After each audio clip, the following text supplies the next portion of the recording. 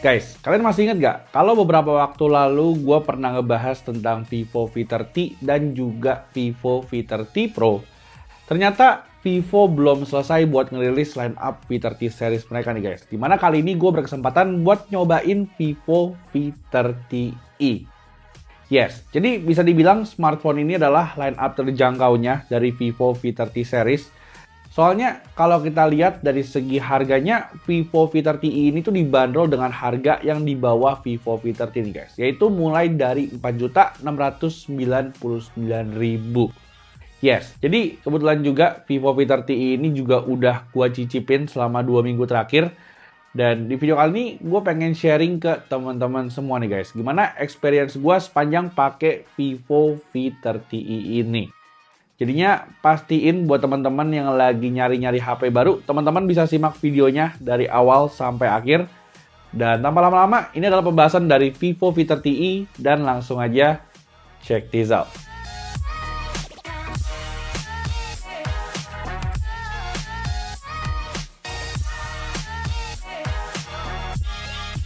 Alright, setelah kemarin gue sempat nyobain Vivo V30 dan juga Vivo V30 Pro yang punya desain kembar identik. Kali ini gue bisa bilang Vivo V30 ini tuh beda total nih guys. Yes, jadi di sini Vivo V30 ini tuh desainnya bisa dibilang beda banget sama dua kakaknya.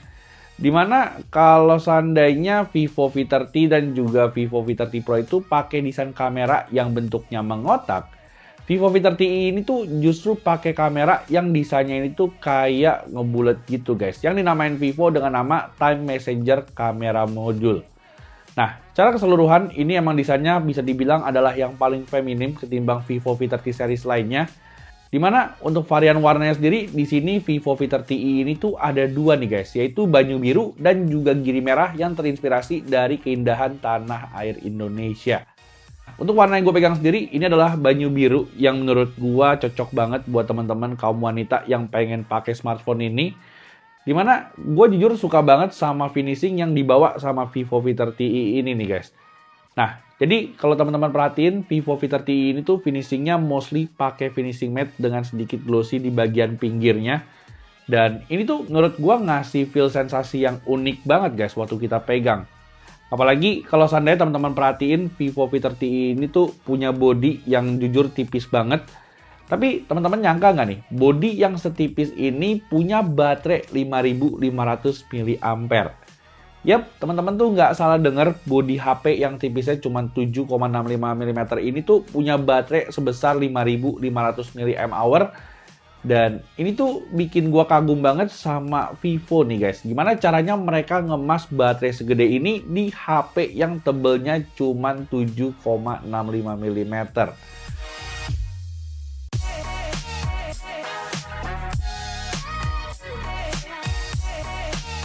Nah, terus berlanjut ke bagian depannya ngomongin soal desain layar. Di sini tuh Vivo V30e masih mengusung desain yang sama kayak kakaknya, yaitu Ultra Slim 3D Curved Screen. Dan ini kalau kita ngomongin soal spesifikasi layarnya, menurut gue juga cukup identik guys. Layarnya ini tuh pakai layar 6,78 inch berpanel AMOLED beresolusi Full HD Plus dengan 120 Hz refresh rate. Dimana HP ini juga udah mengantongi sertifikasi SGS Eye Protection nih guys. Yang bikin mata kalian tetap nyaman meskipun nonton di HP ini lama-lama. Di sini gue udah buktiin sendiri secara kualitas layarnya Vivo V30e ini tuh nggak kalah timbang sama kakak-kakaknya. Dimana gue udah coba HP ini untuk kebutuhan nonton dan juga streaming film. HP ini tuh menurut gue punya kualitas layar yang tajam dan juga punya warna yang vivid. Cuman meskipun secara kualitas layar V30e ini tuh udah bagus, namun sayangnya Vivo V30e ini tuh masih pakai setup mono speaker aja. Dimana kekurangan ini tuh gue temuin juga di kakak-kakaknya, yaitu V30 dan juga Vivo V30 Pro nih guys. Ya, meskipun secara kualitas suaranya ini menurut gue udah cukup oke dengan adanya audio booster yang bisa ngeboost suara sampai 200%. Tapi buat gue yang udah biasa pakai HP dengan dual speaker, ini tuh tetap aja guys kurang gitu balance kualitas suaranya. So, mungkin harapan gue di next V series, Vivo tuh bisa nyematin dual stereo speaker supaya speakernya tuh bisa lebih mantep lagi. Soalnya gue cukup yakin guys, kalau seandainya layarnya ini dikombinasiin sama speaker yang kece juga, HP ini tuh bisa jadi opsi 4 jutaan terbaik nih guys. Kalau seandainya teman-teman lagi cari smartphone untuk kebutuhan multimedia.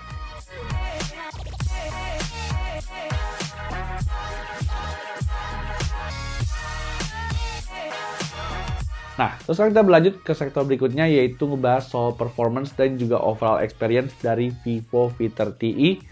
Kali ini kalau seandainya kita lihat dari segi chipsetnya, ini tuh menurut gua udah upgrade banget nih guys. Dibekali dengan Snapdragon 6 Gen 1 berfabrikasi 4 nanometer plus RAM 8GB yang bisa di-extend sampai 8GB lagi. Menurut gua, so far sepanjang pemakaian 2 minggu ini, gua cukup puas sama performa dari Vivo V30i ini guys. Dipakai untuk kebutuhan sehari-hari, menurut gua HP ini tuh udah lancar banget. Serta yang gue suka dari segi efisiensi dayanya pun, Vivo V30i ini tuh menurut gue juga irit banget. Pokoknya sepanjang gue pakai HP ini tuh gue nggak pernah sama sekali yang namanya kehabisan baterai sepanjang pakai smartphone ini. Bahkan untuk pemakaian gue, baterai 5500 mAh-nya ini tuh bisa bertahan up to 2 hari lebih nih guys. Dengan SOT yang bagus banget, yaitu bisa sampai 10 jam lebih. Sama kayak saudaranya juga, Vivo V30i ini juga dibekali sama 4 years battery health protection dari Vivo. Dimana Vivo itu menjamin kesehatan baterai dari HP ini tuh nggak bakal drop di bawah 80% nih guys. Setelah HP ini dipakai selama kurun waktu 4 tahun. Jadinya harusnya sih untuk pemakaian jangka panjang teman-teman udah nggak usah khawatir lagi sama yang namanya baterai bocor atau baterai jebol. Dan yang gue suka juga di sini tuh untuk urusan chargingnya, Vivo V30i ini juga cukup ngebut nih guys. Dibekali dengan charger 44 watt fast charge yang bisa ngecas HP ini dari 0 sampai 100 dalam waktu 75 menit aja. Intinya sih kalau kita ngomongin soal kemampuan baterainya, V30i ini tuh layak banget buat gue acungin 2 jempol. Dan balik lagi ngomongin soal performanya, seperti yang tadi gue bilang ya guys, Vivo V30i ini tuh menurut gue adalah smartphone yang oke banget.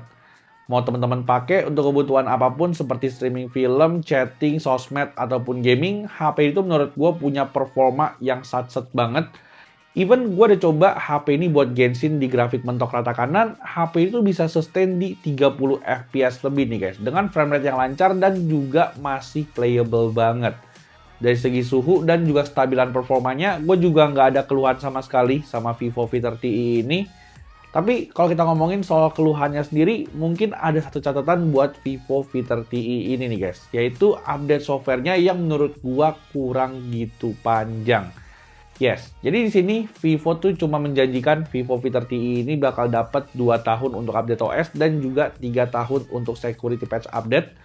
Dimana sebenarnya gue berharap Vivo tuh bisa kasih dukungan update software yang lebih panjang lagi ya guys. Meskipun out of the box Vivo V30i ini tuh udah pakai PantasOS 14 berbasis Android 14, cuman tetap guys, gue berharap Vivo bisa kasih dukungan update yang lebih panjang ke depannya supaya softwarenya ini tuh bisa lebih reliable lagi.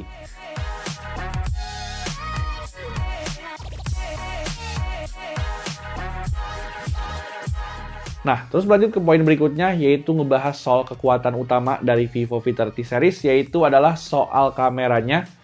Di sini meskipun secara kasta Vivo V30i ini tuh ada di bawah Vivo V30 dan juga Vivo V30 Pro. Cuman gue cukup salut ya guys, cara setupnya Vivo V30i ini tuh nggak kalah kece timbang sama dua kakaknya. HP ini tuh dibekali sama kamera utama 50 megapiksel dengan sensor IMX882. Dimana untuk satu kameranya lagi ini yang gue suka juga bukan kamera gimmick guys, yaitu 8 megapiksel super wide angle. Terus untuk kamera depannya sendiri, Vivo V30i ini tuh dibekali sama kamera depan 32 megapiksel. Dan sama kayak kakaknya, Vivo V30i ini juga dibekali sama all new Aura Light Portrait nih guys, yang bawa fitur distance sensitive lighting sama kayak Vivo V30 dan juga Vivo V30 Pro. Cuman yang membedakan di sini emang secara ukurannya aja, Vivo V30i ini tuh punya ukuran Aura Light Portrait yang lebih kecil.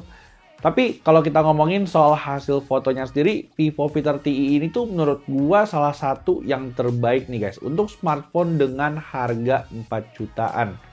Yes, gue bisa bilang begini karena secara hasil fotonya teman-teman bisa lihat sendiri Vivo V30i ini tuh menurut gua udah oke banget. Dimana dari segi kameranya, baik kamera super wide angle-nya ataupun kamera utamanya, menurut gua hasilnya sama-sama oke banget nih guys. Kalau seandainya dipakai untuk foto daylight. Baik dari segi detailnya, HDR, warna, highlight, dan juga exposure-nya, HP itu menurut gua tetap on point banget. Apalagi kalau seandainya kita pakai untuk foto orang dengan mode portrait-nya nih guys. Teman-teman bisa lihat dari segi fotonya, Vivo V30i ini tuh punya karakter bokeh yang rapi banget dan juga punya warna yang eye pleasing. Sehingga gue bisa bilang Vivo V30i ini tuh cocok banget nih guys buat teman-teman yang cari smartphone dengan budget 4 jutaan yang bisa ngasilin foto ala-ala profesional.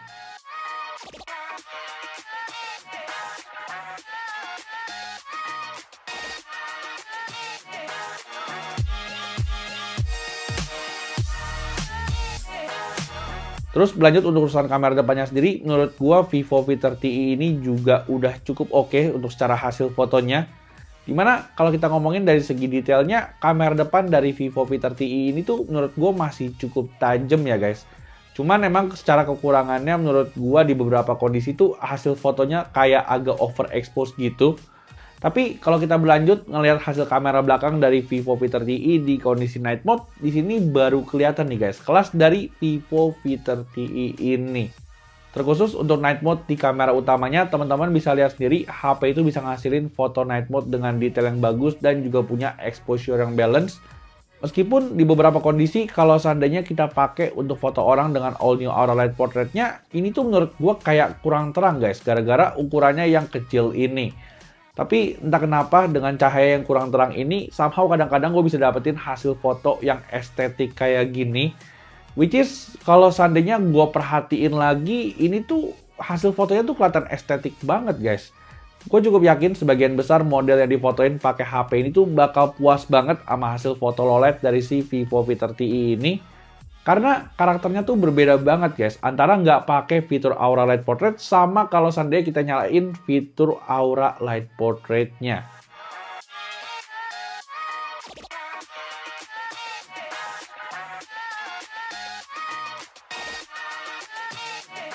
Lanjut ke perekaman videonya, di sini Vivo V30i ternyata juga support perekaman hingga 4K 30 fps. Dimana meskipun secara kameranya Vivo V30i ini tuh nggak dibekali sama fitur OIS, tapi surprisingly IIS di HP itu bekerja dengan sangat baik nih guys, dan bisa ngasilin video 4K 30 fps yang tajam dan juga punya stabilisasi yang bagus. So guys, jadi yang teman-teman lihat sekarang ini adalah sampel recording dari kamera depannya Vivo V30i. Dan ini gua record di resolusi paling tingginya untuk saat ini ya guys, yaitu di 1080p 30 fps. Jadi untuk saat ini maksimal baru sampai 1080p 30 fps aja. Cuman gua dapat kabar nih guys, kalau nanti Vivo V30 ini tuh bakal bisa nge-record di resolusi 4K 30 fps. Jadi teman-teman tinggal tunggu update-nya aja, dan harusnya nggak lama lagi guys, setelah video ini dirilis, update-nya bakal muncul. Jadi menurut teman-teman gimana kira-kira overall untuk hasil videonya, stabilisasinya sama audionya? Teman-teman mungkin bisa nilai sendiri ya, kira-kira overall gimana untuk hasilnya. Thank you.